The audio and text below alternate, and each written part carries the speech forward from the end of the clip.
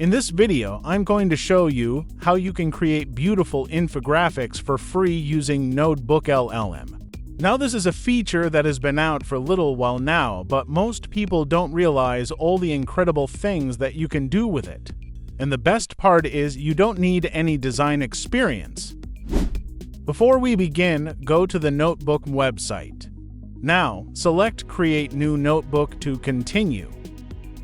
Now you can upload your source materials such as files, PDFs, images, website links, YouTube videos, Google Drive files, or even copied text. What makes this unique is that all the information you add to your notebook becomes part of its source material and everything is grounded in that content. So now I'm going to paste a few YouTube links for PowerPoint tutorials and submit them. In the right side menu, you can see a button under the Studio section labeled Infographic. I'll click it to generate an infographic for my PowerPoint tutorial. By clicking the Edit icon on the infographic button, we can customize the infographic even more. I'll choose English as the generation language, and we can also adjust the orientation if needed. I'll keep it in landscape mode for now. We can also select the level of detail. When using detailed mode, it tends to pack too much information into one infographic. I suggest choosing concise or standard mode to create a clean and visually appealing infographic.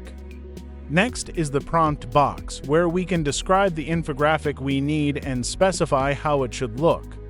I want my infographic to have a specific design, so I go to Google to find a design I like. I copy the sample design and go to ChatGPT to ask for its design type or name. It identifies my design as being in the retro flat infographic style. I included this in the prompt box to make my infographic look like that design.